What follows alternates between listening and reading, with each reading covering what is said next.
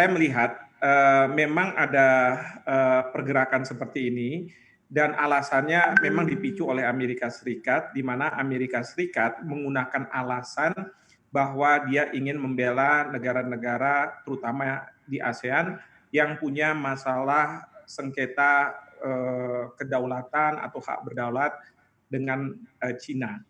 Nah, tetapi kita perlu pahami bahwa tidak semua negara ASEAN mempunyai sengketa dengan Cina. Yang punya sengketa adalah Filipina, Malaysia, kemudian juga Brunei dan Vietnam.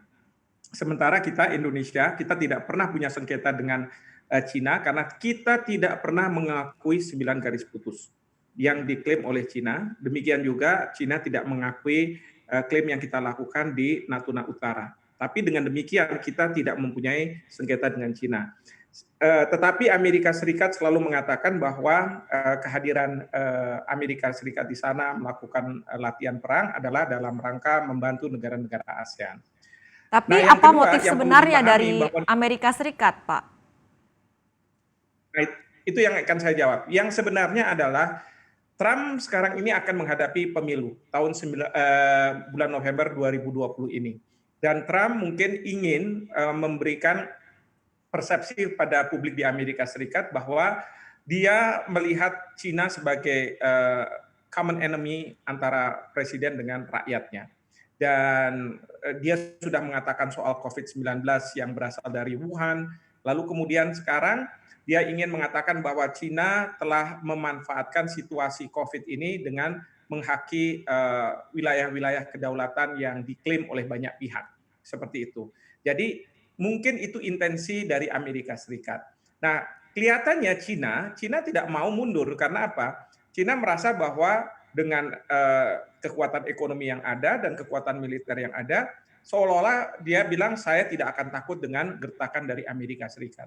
Sehingga dia pun melakukan latihan militer di sana. Seperti itu. Jadi China tidak mau mundur karena juga mau ingin menunjukkan kekuatannya. Tapi seberapa besar sih Pak potensinya perang urat syaraf ini akan bisa pecah menjadi konflik fisik yang sesungguhnya di Laut Cina Selatan?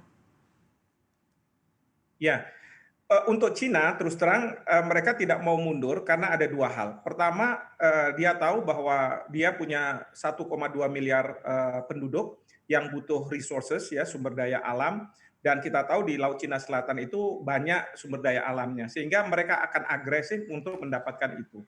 Kedua, pemerintah Cina juga tidak mau kelihatan lembek di mata rakyat Cina ketika berhadapan dengan Amerika Serikat. Sehingga mereka akan terus bersitegang. Nah, sekarang permasalahannya, apakah ini akan berubah menjadi perang panas? Jadi perang dingin menjadi perang panas yang kemudian mereka akan berkonflik.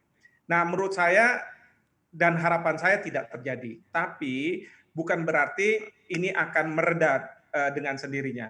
Disinilah peran Indonesia menurut saya, kita harus berpartisipasi aktif untuk tanda kutip mendamaikan mereka.